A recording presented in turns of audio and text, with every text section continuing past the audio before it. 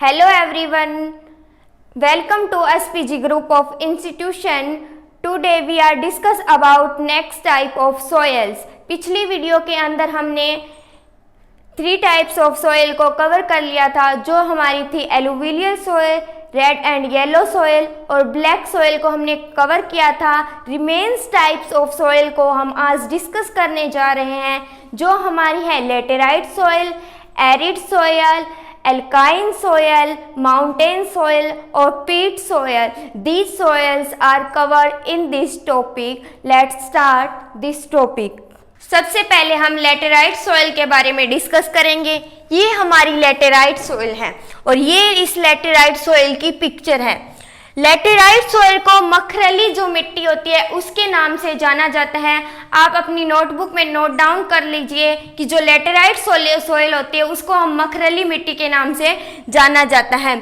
यह मिट्टी होती है वो उच्च तापमान और भारी वर्षा के वाले क्षेत्रों में विकसित होती है। जहाँ पर तापमान ज़्यादा होगा और वर्षा ज़्यादा होगी वहाँ पर इस मिट्टी का विकास होता है, यानी वहाँ उन क्षेत्रों के अंदर ये मिट्टी पाई जाती है। और इस मिट्टी के निर्माण में जो निक्षालन प्रक्रिया होती है उसका सबसे अधिक योगदान होता है। निक्षालन यानी लीचिंग क्या होती है? लीचिंग क्या होती है? जब हमारे खेत के अंदर या किसी भूमि के टुकड़े के ऊपर ज़्यादा पानी भर जाता है या हम उसके अंदर ज़्यादा पानी छोड़ देते हैं, तो ज़्यादा पानी छोड़ने के कारण जो मिट्टी की ऊपरी परत के जो खनिज लवण होते हैं वो धीरे धीरे निचली परतों में ट्रांसफर होने लगते हैं और अंत में वो नीचे की वाली परतों में जाकर रह जाते हैं। तो निक्षालन प्रक्रिया यानी लीचिंग वाली प्रक्रिया इस मिट्टी के अंदर होती है। ये मिट्टी गीली होने पर, जब ये मिट्टी गीली होगी तो लिपलिपी सी दिखाई देती है दही की तरह, और जब ये कठोर हो जाती है तो ये ईंट की तरह दिखाई देती है या ईंट की तरह लगती है। दही की तरह लगती है गीली होने पर, और जब कठोर हो जाती है तो ईंट की तरह लगती है। इतनी कठोर हो जाती है कि सूख जाने के बाद। लेटेराइट मिट्टी में लोहा ऑक्साइड और एल्यूमिनियम की जो मात्रा होती है वो भरपूर होती है, और लोहा ऑक्साइड की उपस्थिति के कारण क्या होता है, इसका रंग लाल होता है। इसका जो लोहा ऑक्साइड होता है जो इस मिट्टी के अंदर होता है उसकी वजह से इस मिट्टी का रंग है रेड दिखाई देता है, जो कि आप इस पिक्चर के अंदर देख सकते हो।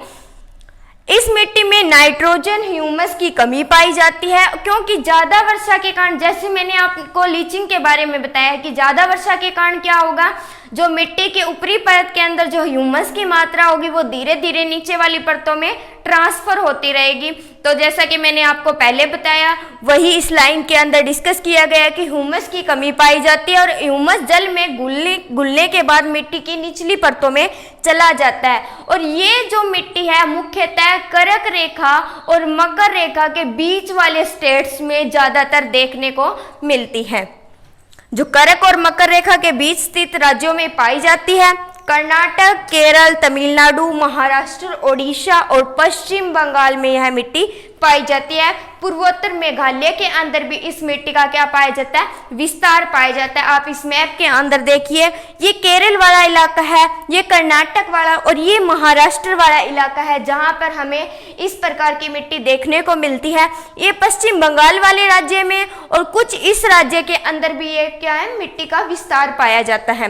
तो जो ये सबसे ज्यादा मिट्टी है वो केरल के अंदर मालाबार तट के अधिक इन मिट्टी का विकास है वो ज्यादा दिखाई देता है। ये मिट्टी क्या होती है, कम उर्वरकता वाली होती है, लेकिन हम इसके अंदर फर्टिलाइजर्स का उपयोग करके इस मिट्टी की उर्वरकता को क्या कर सकते हैं, बढ़ा सकते हैं। जैसा कि इस शब्दों के अंदर हमने प्रयोग किया गया है। और ये मिट्टी होती है वो चाय, काजू और गन्ने की खेती के लिए उपयुक्त होती है। जैसा कि मैंने यहाँ पर अपनी पीपीटी के अंदर डिस्कस किया है, ये मिट्टी चाय, इलायची और काजू के लिए बहुत उपयुक्त होती है। केरल, आंध्र प्रदेश, तमिलनाडु की जो लाल रंग की मिट्टी होती है वो हमारी काजू की फसल के लिए सबसे उपयुक्त मिट्टी मानी जाती है। जो मिट्टी हमारे यहाँ पर केरल वाले मालाबार तट के अंदर पाई जाती है, ये मिट्टी क्या होती है, काजू की खेती के लिए सबसे उपयुक्त मिट्टी मानी जाती है। Next type of soil saline soil, जिसे हम लवणीय मिट्टी कहते हैं। अब लवणीय मिट्टी क्यों कहते हैं? क्योंकि इसके अंदर लवण की मात्रा ज्यादा होती है, यानी लवण मतलब नमक। जिस मिट्टी में नमक की मात्रा ज्यादा होगी उस मिट्टी को हम लवणीय मिट्टी के नाम से जानते हैं। लवणीय मिट्टी के अंदर देखो नमक की मात्रा बढ़ जाती है, तो इसे हम क्या कहेंगे? लवणीय मिट्टी कहेंगे। मिट्टी में नमक की मात्रा, खराब अपवाह तंत्र। अब स्टूडेंट्स, अपवाह तंत्र क्या होता है? अपवाह तंत्र होता है किसी भी मुख्य नदी और उसकी सहायक नदियों के द्वारा बनाया गया एक नदी तंत्र होता है, जिसे हम कहते हैं अपवाह तंत्र यानी ड्रेनेज सिस्टम। और शुष्क जलवायु के कारण बढ़ती है। अब शुष्क जलवायु कहाँ होगी? जहां वर्षा की कमी होगी, जहां पर 250 सेंटीमीटर से कम वार्षिक वर्षा होती है, उस क्षेत्र को हम शुष्क क्षेत्र के अंदर काउंट कर लेते हैं। और शुष्क क्षेत्र में हमारी लवणीय मिट्टी पाई जाती है। लवणीय मिट्टी को हम किन किन नामों से जानते हैं वो आप नोट कर सकते हो अपनी नोटबुक के अंदर। इसे हम रेह, ऊषर और कल्लर के नाम से जाने जाते हैं। अब स्टूडेंट्स को ये नहीं पता होता कि रे, ऊषर और कल्लर के नाम से किस मिट्टी को जाना जाता है। ये आपके कंपटीशन एग्जाम में और कई बार बोर्ड्स के एग्जाम में क्वेश्चन पूछ लिया जाता है, तो ये आप नोट कर सकते हो अपनी नोटबुक के अंदर, पॉइंट्स बना सकते हो। 3 पॉइंट्स नोट डाउन कर लीजिए कि हम फर्स्ट में क्या कहते हैं, जो रेह मिट्टी है उसको हम कहते हैं लवणीय मिट्टी। ऊषर मिट्टी है उसे भी हम लवणीय मिट्टी कहते हैं, और जो कल्लर मिट्टी है उसे भी हम लवणीय मिट्टी कहते हैं। 3 टाइप्स ऑफ नेम है इस लवणीय मिट्टी के, आप नोट कर सकते हो। लवणीय मिट्टी में सोडियम, कैल्शियम, पोटाशियम, मैग्नीशियम की मात्रा अधिक होती है। भारत में सबसे ज्यादा जो लवणीय मिट्टी है वो गुजरात स्टेट के अंदर पाई जाती है, और कुछ इसका वितरण यहाँ पश्चिम बंगाल में देखने को मिलता है। कुछ पंजाब हरियाणा के थोड़े से इलाके हैं, वहां भी इसका वितरण है, डिस्ट्रीब्यूशन है, देखने को मिलता है।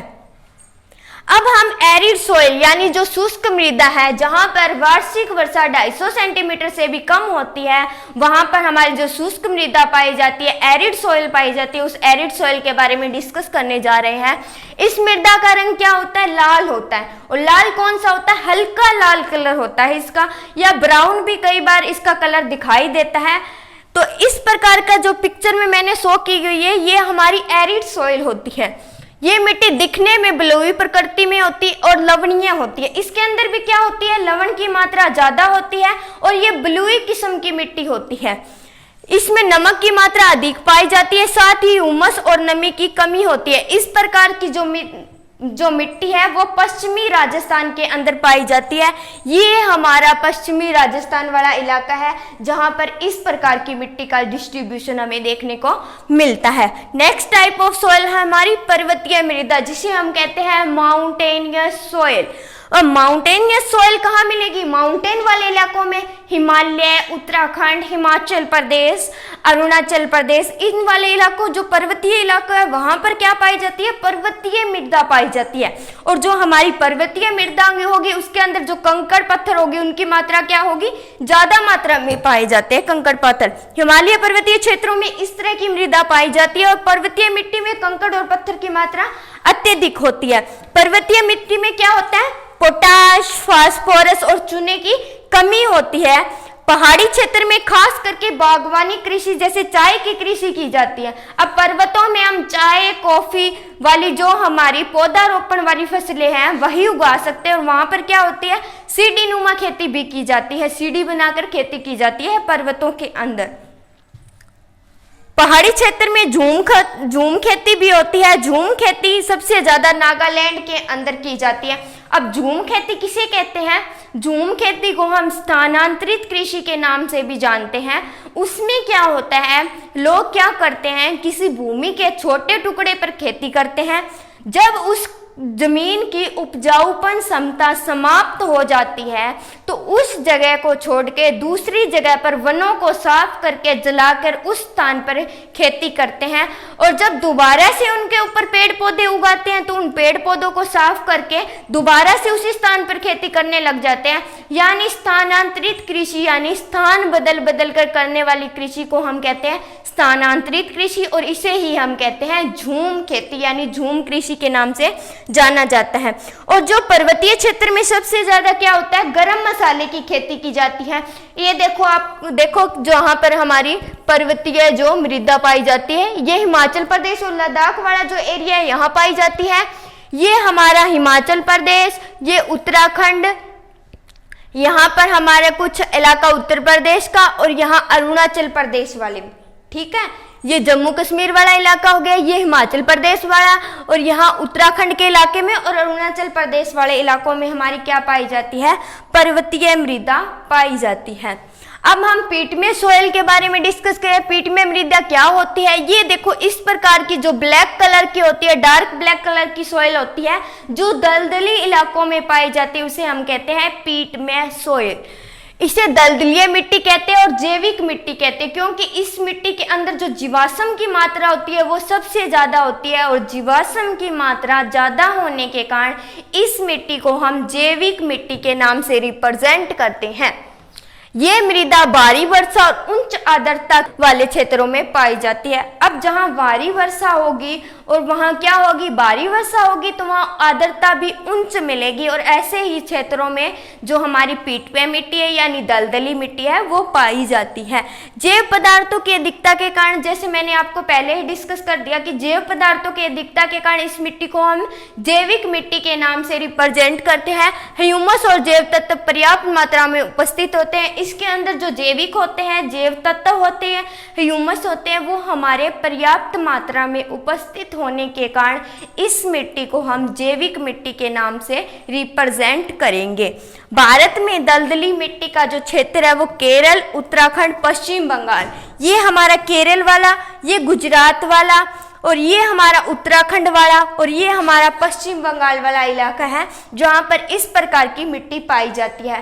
इस मृदा का सबसे बड़ा गुण यह है कि इसमें जीवाश्म की प्रचुरता होती है, और इसी कारण इसे जैव मृदा के नाम से हम रिप्रेजेंट करते हैं।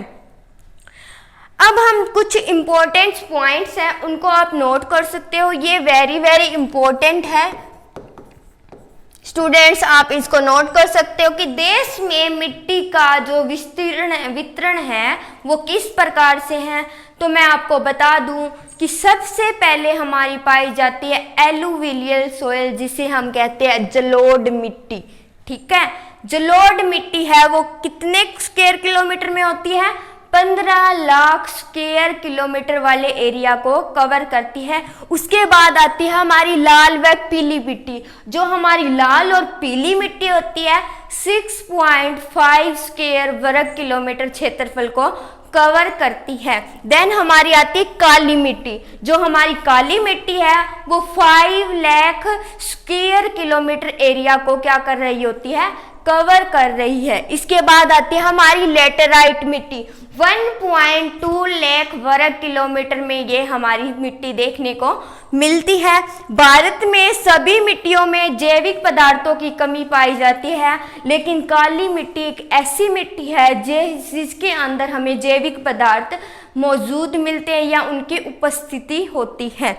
तो ये देख लीजिए आप, ये हमारी है इस इलाके के अंदर हमारी जलोढ़ मिट्टी। जो हमारा उत्तरी भारत वाला मैदान है, ये उत्तर प्रदेश वाला इलाका हो गया, हरियाणा पंजाब वाला हो गया, इस साइड हमारी मिलेगी जलोढ़ मिट्टी, ठीक है। और जो ये बीच वाला प्रायद्वीपीय पठार वाला इलाका है, यहाँ हमारी मिलेगी महाराष्ट्र वाली साइड, और मध्य प्रदेश वाली साइड में क्या मिलेगी, हमारी काली मिट्टी मिलेगी। जो लेटेराइट मिट्टी है वो हमारी इस साइड मिलेगी, लेटेराइट मिट्टी, ये पश्चिम बंगाल वाला, उड़ीसा वाला, जो हमारा केरल वाला, तमिलनाडु वाला और महाराष्ट्र वाला इलाका है, इस इलाके के अंदर हमारी पाई जाती है कौन सी मिट्टी, लेटेराइट मिट्टी। अब मैंने बताया था स्लाइड के ऊपर कि हम इस टॉपिक के अंदर अम्लीय मिट्टी और क्षारीय मिट्टी के बारे में डिस्कस करने जा रहे हैं। जिसके अंदर अम्ल की मात्रा ज़्यादा होगी, अम्ल का अमाउंट ज़्यादा होगा, उस मिट्टी को हम अम्लीय मिट्टी कहते हैं। जिसके अंदर क्षार की मात्रा ज़्यादा होगी उसको हम कहते हैं क्षारीय मिट्टी कहते हैं। पीएच मान यह बताता है कि मिश्रण कितना अम्लीय है और कितना क्षारीय है। अब हमें पता कैसे लगता है कि कौन मिट्टी अम्लीय है और कौन सी मिट्टी क्षारीय है? तो हम उनकी पीएच वैल्यू से डिसाइड करते हैं कि कौन सी मिट्टी अम्लीय मिट्टी होगी और कौन सी मिट्टी क्षारीय मिट्टी होगी। जब मिट्टी का pH value greater than 7.2 pH value के होता है, यानी जब मिट्टी का जो मान होता है, पीएच वैल्यू होती है 7.2 से ज़्यादा होती है तो मिट्टी होगी हमारी अम्लीय, और जब उसका मान 7.2 से कम होगा तो वो हमारी मिट्टी होगी क्षारीय मिट्टी। कौन सी मिट्टी होगी हमारी? क्षारीय मिट्टी। ये हमारी अम्लीय मिट्टी की जो पिक्चर है और ये हमारी क्षारीय मिट्टी की पिक्चर है। अम्लीय मिट्टी कहाँ पाई जाएगी? जहाँ अधिक वर्षा होगी। कई बार हम कहते हैं कि अम्लीय वर्षा हुई है, तो वर्षा के साथ जो अम्ल आते हैं पृथ्वी के ऊपर यानी धरातल के ऊपर, तो अधिक वर्षा के कारण क्या होगा? अधिक वर्षा के कारण अम्लीय मिट्टी का जो विस्तार है वो ज़्यादा पाया जाता है। जहाँ अधिक वर्षा होगी वहाँ अम्लीय मिट्टी पाई जाएगी, और जहाँ कम वर्षा होगी वहाँ क्षारीय मिट्टी देखने को मिलती है। फसलों के लिए अधिक अम्लीय और अधिक क्षारीय मिट्टी ठीक नहीं है। अब हमारी फसल के लिए आपको पता होना चाहिए कौन सी मिट्टी अधिक उपयुक्त होती है। मिट्टी का पीएच वैल्यू ना तो ग्रेटर देन 7.2 होना चाहिए और ना ही लेस देन 7.2 होना चाहिए, यानी ना तो मिट्टी अधिक क्षारीय होनी चाहिए और ना ही मिट्टी अधिक अम्लीय होनी चाहिए। उसके बीच का जो पीएच वैल्यू होती है वो हमारी मिट्टी की होनी चाहिए, ताकि हमारी फसलें हैं वो अच्छे से ग्रो कर सके। अम्लीय मिट्टी और क्षारीय मिट्टी में अब हमें अम्लीयता और क्षारीयता को कम करने के लिए क्या करना चाहिए? अगर हम अम्लीयता को कम करना चाहते हैं तो हमें लाइम का उपयोग करना चाहिए। अगर किसी मिट्टी के अंदर अम्लीयता ज़्यादा है, अगर हम उसकी अम्लीयता को कम करना चाहते हैं तो हमें उसके अंदर लाइम डालना चाहिए, यानी चूना डालना चाहिए उसके अंदर। अगर हम किसी मिट्टी में क्षारीयता को कम करना है तो हमें उसके अंदर जिप्सम डालना चाहिए। जिप्सम क्या करता है? मिट्टी की क्षारीयता को क्या कर देता है? कम कर देता है, मिट्टी की क्षारीयता को कम कर देता है। इसीलिए कि क्षारीयता कम करने के लिए जिप्सम का उपयोग किया जाता है और अम्लीयता कम करने के लिए लाइम का उपयोग किया जाता है। अम्लीय मिट्टी है वो चाय बागानों के लिए उपयुक्त होती है। जब पानी का निकास अच्छा हो तो पर्वतीय ढलानों पर इसे उगाया जाता है। जो अम्लीय मिट्टी है वो पर्वतीय ढलानों के लिए उपयुक्त होती है, क्योंकि वहाँ सीढ़ीनुमा खेती की जाती है। इसीलिए वहाँ की जो मिट्टी होती है वो भारी वर्षा के कारण अम्लीय होती है, और इस प्रकार की मिट्टी होती है वो चाय बागानों के लिए उपयुक्त होती है। और जो क्षारीय मिट्टी है हमारी वो यूपी में पाई जाती है, यानी उत्तर प्रदेश में इसका वितरण है वो सबसे ज़्यादा देखने को मिलता है। अब हमने उस स्लाइड के अंदर, मैंने आपको फर्स्ट स्लाइड के अंदर बताया था कि हम इस टॉपिक के अंदर सोयल इरोजन को भी डिस्कस करने वाले हैं। सोयल इरोजन क्या होता है? मृदा अपरदन। आप देख सकते हो मृदा का अपरदन होते हुए, इरोजन होते हुए मृदा को, तो हम इस टॉपिक के अंदर डिस्कस करने वाले हैं सोयल इरोजन के बारे में। तो सोयल इरोजन क्या होता है? जब मिट्टी की पतली परत वायु के द्वारा, जल के द्वारा अपने स्थान से हट जाती है तो मिट्टी का कटाव हो जाता है और मिट्टी का स्थानांतरण हो जाता है, जिसे हम कहते हैं मृदा अपरदन। मृदा की प्रमुख समस्याओं में से एक है मृदा अपरदन। मृदा क्षेत्र में वनस्पतियां नहीं होने के कारण मृदा अपरदन सबसे ज्यादा होता है। पेड़ पौधे क्या करते हैं? पेड़ पौधों की जो जड़ें होती है मिट्टी की गांठों को अपने अंदर जकड़ के रखती है, तो उससे मिट्टी का अपरदन नहीं हो पाता। मिट्टी का अपरदन उस स्थान पर ज़्यादा होगा जहाँ पर हमें वनस्पतियों का अभाव मिलेगा। जहाँ पेड़ पौधे ज़्यादा होंगे उस स्थान पर हमें क्या होगा? उस स्थान पर हमें मिट्टी का अपरदन कम दिखाई देगा।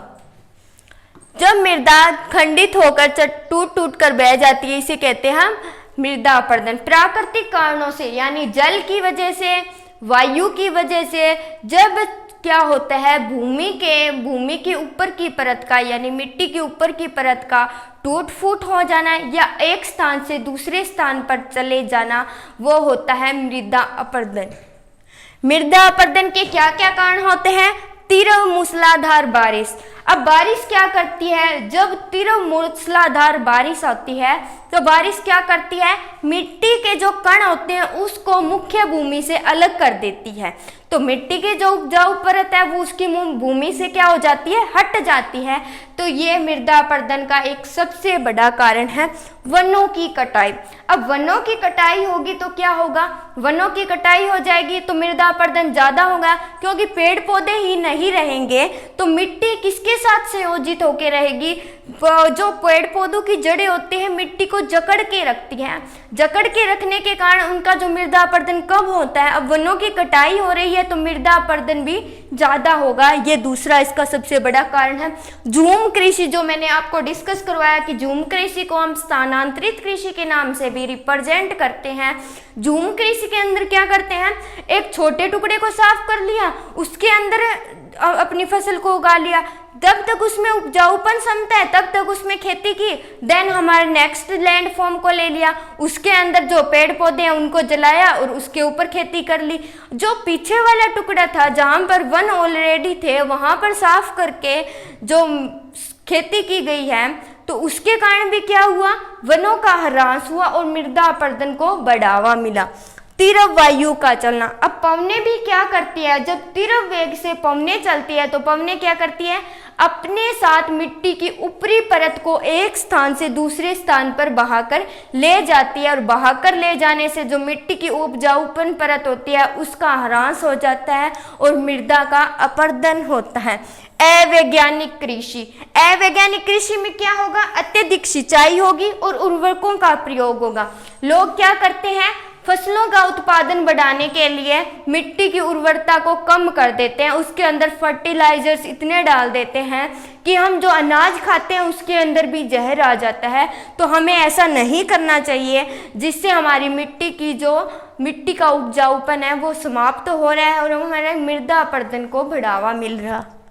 खुदाई के अंदर भी मिट्टी की ऊपरी परत है उसका ह्रास हो जाता है। सड़क निर्माण करते हैं तब भी होता है और बांध का निर्माण करते हैं तब भी होता है। अब हम देखेंगे कि मृदा अपरदन कितने प्रकार का होता है। मृदा अपरदन होता है 4 टाइप्स का। सबसे पहले है आश्फाल अपरदन, परत अपरदन, रील अपरदन, अवनालिका अपरदन। सबसे पहले हम आश्फाल अपरदन के बारे में डिस्कस करेंगे। स्टूडेंट्स, ये आपके आश्फाल अपरदन की पिक्चर है। इसके अंदर क्या होता है, जब तेज मूसलाधार बारिश होती है, तेज मूसलाधार बारिश के दौरान जब मुख्य भूमि के कण उसकी मुख्य भूमि से अलग हो जाते हैं, मूसलाधार बारिश होने के कारण जो हमारी भूमि है उसके ऊपर जोर से बारिश गिरेगी तो उसके जो उपजाऊपन कण होंगे वो क्या हो जाएंगे, अपनी मुख्य भूमि से अलग हो जाते हैं, वो एक स्थान से दूसरे स्थान पर चले जाते हैं। तो ऐसे मृदा के अपरदन को हम कहते हैं आश्फाल अपरदन। इस पिक्चर के अंदर दिखाया गया है कि कैसे मूसलाधार बारिश हो रही है और जब यहाँ बारिश की बूंदें गिरती है तो जो यहाँ वाले कण होते हैं वो उठकर यहाँ आ जाते हैं और यहाँ वाले यहाँ आ जाते हैं। तो ये अपरदन कहलाता है आश्फाल अपरदन। फिर हम पढ़ेंगे परत अपरदन। परत अपरदन में होता है परत दर परत अपरदन होता रहता है। मिट्टी की ऊपरी परत का तेज मूसलाधार बारिश के कारण ह्रास हो जाता है और इस ह्रास होने को कहते हैं हम परत अपरदन। मृदा की ऊपरी परत के अपरदन को परत अपरदन कहते हैं। ये अपरदन समतल भूमि के ऊपर मूसलाधार बारिश के कारण होता है। मृदा का दिखना आसानी से दिखाई नहीं देता क्योंकि क्या होता है, पानी के साथ मृदा की जो ऊपरी परत है वो बह जाती है और हमें दिखाई भी नहीं देती बहती हुई, क्योंकि पानी ऊपर चलता है और मिट्टी नीचे नीचे बहती रहती है और उसकी उपजाऊपन क्षमता समाप्त हो जाती है।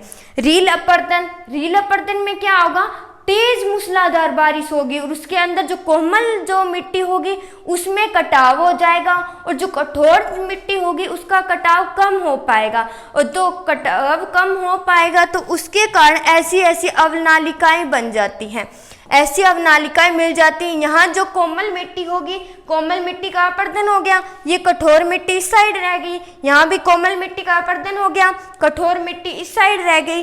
तो इसमें क्या हो जाता है, नालियाँ बन जाती हैं। ऐसे बीच में से पानी के बहते हुए, तो वो होती है मूसलाधार अपर्दन के कारण। ये रील अपर्दन किस लिए होता है? मूसलाधार वर्षा के कारण रील अपर्दन होता है। 4th नंबर पे हम अवनालिका अपर्दन के बारे में डिस्कस करेंगे। जब स्थायी जल की मात्रा बढ़ जाती है, जब सतह के ऊपर जल की मात्रा बढ़ जाती है, बढ़ने के कारण जल का वेग भी बढ़ जाता है, जिसके कारण धाराएं चौड़ी होकर अवनालिकाओं में परिवर्तित हो जाती है। अब रील अपर्दन में क्या था? छोटी छोटी नालियां बन रही थी। अब वो नालियां क्या होने लगी? चौड़ी भी होने लगी और लंबी होने लगी, क्योंकि जो जल का तेज है, जो वेग है वो भी तेज हो गया है, और जो मूसलाधार बारिश हो रही है उसका वेग भी क्या हो गया? तेज हो गया। तो इस प्रकार का दिखाई देने लग जाता है। इस प्रकार की जो अवनालिकाएं हैं वो इस अपर्दन के अंदर दिखाई देने लग जाती हैं।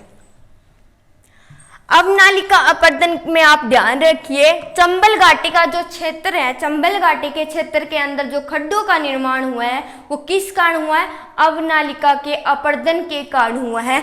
ऐसे ही मध्य प्रदेश के मुरैना जिले में चंबल और अन्य नदियों के कारण क्या हुआ है? अवनालिका अपर्दन हुआ है।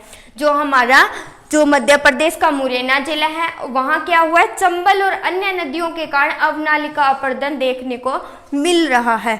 मृदा अपर्दन की प्रतिक्रियाओं का क्रम कि सबसे पहले कौन सा अपर्दन होता है, सेकंड नंबर पे कौन सा, और थर्ड नंबर पे कौन सा, और फोर्थ नंबर पे कौन सा। सबसे पहले आसफाल अपर्दन होता है स्टूडेंट। इसके अंदर क्या हो जाते हैं? जो कण होते हैं अपनी मुख्य भूमि से अलग हो जाते हैं। परत अपर्दन में जो भूमि के ऊपर की परत है उसका अपर्दन हो जाता है। रील अपर्दन में क्या होता है? कमजोर और कठोर मिट्टी होती है, तो कमजोर मिट्टी का अपर्दन हो जाता है, और कठोर मिट्टी वैसे ही पड़ी रहती है, तो छोटी छोटी नालियां ही बन जाती हैं। जब तेज मूसलाधार बारिश होगी तो अब जो नालियां थी उनका आकार चौड़ा हो जाता है, तो वो अवनालिकाओं में परिवर्तित हो जाता है। अब हमें क्या करना चाहिए? हमें मृदा के अपर्दन तो हो रहा है, हमें पता है, हमें मृदा संरक्षण के लिए भी कुछ कदम उठाने चाहिए। ये हमारा मृदा संरक्षण है। मृदा संरक्षण के लिए हमें क्या करना चाहिए? भारत में मृदा अपर्दन के कुछ प्रमुख उपायों द्वारा कम किया जा सकता है वृक्षारोपण करके। अगर हम ज़्यादा वृक्षारोपण करेंगे तो जो पौधों की जड़ें होंगी मिट्टी को पकड़ के रखेगी, उनका अपर्दन नहीं होने देंगी। बाढ़ को नियंत्रित करना और उनके लिए बांधों का निर्माण करना। अब बाढ़ से भी क्या हो जाती है? मिट्टी की उपली परत का ह्रास हो जाता है, तो इससे भी हमारा मृदा संरक्षण किया जा सकता है बांध बना के। पशुचारण को नियंत्रित करें। अब पशुचारण किस प्रकार से मृदा अपर्दन में सहायक होते हैं? वो क्या करते हैं? पशुओं को चराते हैं, तो पशुओं के जो खुर होते हैं उनके साथ मिट्टी की ऊपरी परत आ जाती है। जैसे जैसे वो खेत में चलते हैं तो मिट्टी को उखाड़ते हुए चलते हैं, जिससे क्या हो जाता है? मिट्टी का अपर्दन हो जाता है। अगर हम पशुचारण को नियंत्रित करेंगे तो मिट्टी का अपर्दन कम होगा। फसलों की अदला बदली। अगर हम किसी खेत के अंदर एक ही प्रकार की फसल ले रहे हैं तो ना तो वो फसल ज़्यादा होगी, ना ही मिट्टी की उपजाऊपन क्षमता बनी रहेगी। इसलिए हमें फसलों को अदला बदली करके बोना चाहिए, ताकि हमारी अदला बदली करके बोने वाली फसलों से हमारी मिट्टी की उपजाऊपन क्षमता बनी रहे और हमारे फसल का जो उपजाऊपन है वो भी बढ़ता रहे, हमें फसलों की अत्यधिक मात्रा मिलती रहे।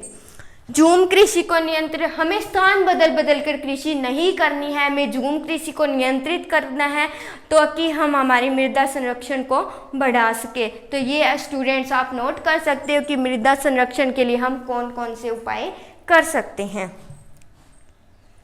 अब आप वेरी इंपॉर्टेंट है स्टूडेंट्स, नोट कर लीजिए। दलहनी फसलें नाइट्रोजन स्थिरीकरण में भरपूर मदद करती है। चना दलहन फसल है, मूंग, अरहर, सोयाबीन, मूंगफली, मटर, उड़द, ये सारी दलहनी फसलें हैं, दलहन वाली हैं। इन फसल से मिट्टी में उर्वरक क्षमता बनी रहती है। अब कैसे बनी रहती है? अब ध्यान से सुनना। पौधे क्या करते हैं? वायुमंडल, उन्हें श्वसन के लिए नाइट्रोजन की आवश्यकता होती है। अब नाइट्रोजन की आवश्यकता होती है तो वो क्या करते हैं? सीधे तो वायुमंडल से नाइट्रोजन को एक्सेप्ट नहीं कर सकते, इसलिए जो नाइट्रोजन शिथिलीकरण की प्रक्रिया है उसके द्वारा वो श्वसन करते हैं। प्रकृति में कुछ ऐसे सूक्ष्म जीव पाए जाते हैं जो वातावरण से सीधे नाइट्रोजन को ग्रहण नहीं करते बल्कि इसका रूपांतरण कर देते हैं जैविक यौगिकों में। इस प्रक्रिया को क्या कहते हैं? नाइट्रोजन शिथिलीकरण। यानी वो सीधे तो नाइट्रोजन को ग्रहण नहीं कर पाते लेकिन जो जैविक तत्व होते हैं उनके अंदर उनका रूपांतरण कर देते हैं और फिर उनके पौधों के अंदर वो जो नाइट्रोजन है जाती है। अब कैसे जाती है? जो दलहन वाली फसलें होती है ना, जो दलहन वाली फसलें होती हैं उनके नीचे क्या पाई जाती है? गांठें पाई जाती है। उनकी जड़ों में गांठें पाई जाती है और गांठों के अंदर राइजोबियम परजीवी के बैक्टीरिया होते हैं। स्टूडेंट्स नोट कर लीजिए, ये जो गांठ होती है दलहन वाली फसलों के अंदर, इसके अंदर होता है राइजोबियम।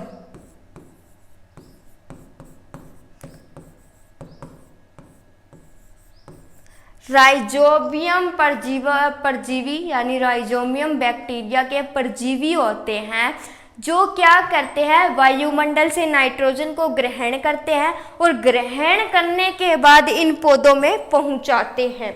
तो ये नाइट्रोजन शिथिलीकरण की हमारी प्रक्रिया होती है। ये देखो जड़ों को दिखाया गया है, ये नाइट्रोजन शिथिलीकरण की प्रक्रिया को डिस्कस किया गया है। ये आप याद रखना कि जो दलहन फसलें होते हैं उनके जड़ों में राइजोबियम बैक्टीरिया होता है और बैक्टीरिया के परजीवी वायुमंडल से नाइट्रोजन को एक्सेप्ट करते हैं। एक्सेप्ट करने के बाद उन्हें पौधों में पहुंचाते हैं। नाइट्रोजन वायुमंडल में आपको पता है 78% होती है, भरपूर मात्रा में होती है, पर लेकिन हमारे पौधे तो इनको अच्छे से एक्सेप्ट नहीं कर पाते, इसलिए वो जैविक पदार्थों में उनका रूपांतरण कर देते हैं, फिर श्वसन के द्वारा उनको अपने अंदर ग्रहण करते हैं। Thank you students, I hope मेरी वीडियो आपको पसंद आई होगी। अगर अब मेरी वीडियो आपको पसंद आई है तो इसको लाइक, शेयर और सब्सक्राइब करना ना भूलें। Thank you.